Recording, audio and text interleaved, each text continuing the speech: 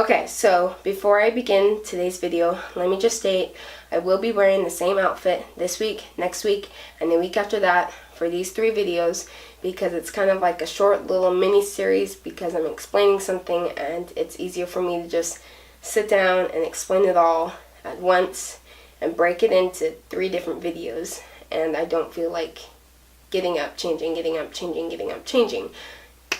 So with that said, let's get started. Hey guys, what's up and welcome back to my channel. If you're new, hi, my name is Ashley and welcome to Ashley's Roses. I have notes from last year in this journal, how smart. So I know last year I did a short little video explaining what cystic fibrosis is, but I wanted to sit down and explain it to you guys again, what cystic fibrosis is, just in case there are any new subscribers here. And also, if you didn't really understand last year's video, I'm hoping this one will clear it up for you guys. And I'm just going to be sitting here face to face talking to you guys, and if I look down while I'm talking, that's because I'm looking at my notes. So cystic fibrosis, it is a genetic illness which is progressive, which means it worsens as the person ages. There is a defective gene called the CFTR, which means cystic fibrosis transmembrane regulator, right? Yeah. Okay, and the defective gene, the defective CFTR gene and a protein product creates a very thick, sticky mucus in the body. Now, everyone's bodies have mucus in their body, but usually it's very thin.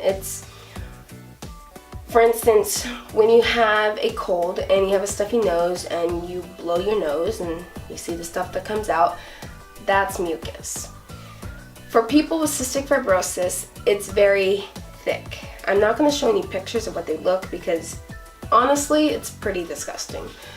But it's very thick and it's very sticky, and it affects the lungs and the digestive system and the other organs. For me, it affects my lungs, digestive system, my liver, and my pancreas. So when the mucus is on the organ or is clogging up the organ, it makes it hard for the organ to work properly. The lungs, for instance, with having all of the mucus that's clogging and just covering up the lungs, it makes it hard to breathe. That is why we have to do breathing treatments and take different medications to help loosen the mucus, and then we cough up the mucus, and that helps us to breathe better.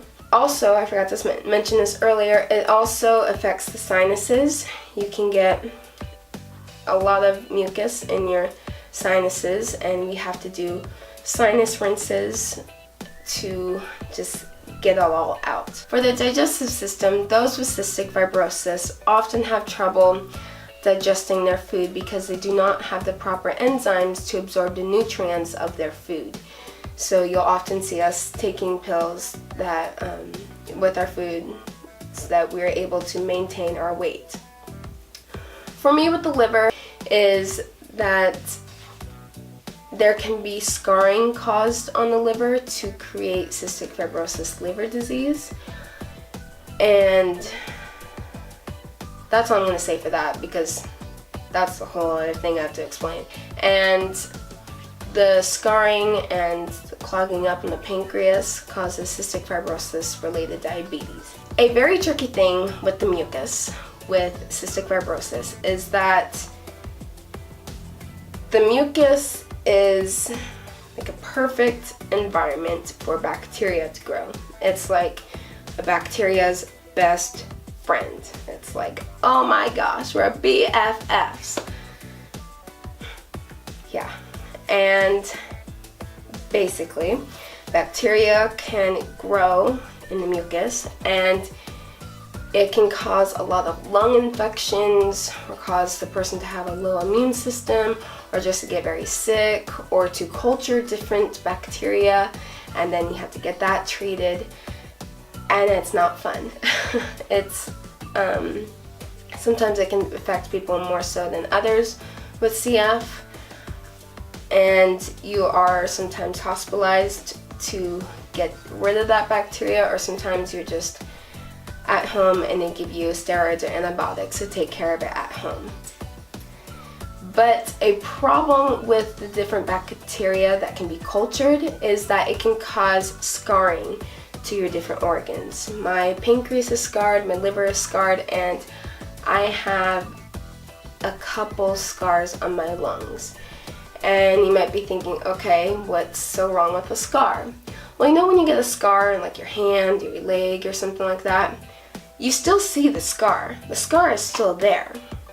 But when you get a scar on the organ, it's basically like as soon as the scar appears, that little part of your organ no longer works. So that's one less part of your organ that does not work anymore. So that's a very important thing that the doctors look out for, because they want your organs to work as best as they can and to have majority of it working as long as it can. And I'm just going to read this because I don't have it memorized. Currently, cystic fibrosis affects about 70,000 people worldwide, and an estimation of 43% live in the United States. And currently there is no cure, and it is life-threatening, as I said earlier.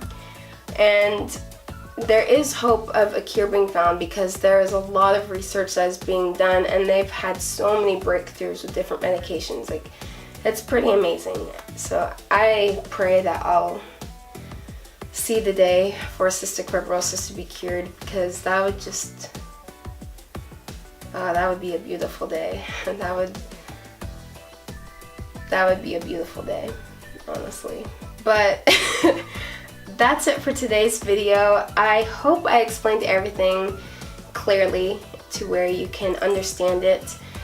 I know for me personally, when I explain something that's completely medical, it's hard to break it down to people who aren't as familiar with medical terms, and then you have to break it down even more. So I hope I made everything clear about what cystic fibrosis is. But if you have any questions or something wasn't clear, please comment that below and I'll be happy to answer it to my best ability. And don't forget to give this video a thumbs up, subscribe if you haven't already, feel free to follow any of my social media, and I'll see you guys in my next video. Bye!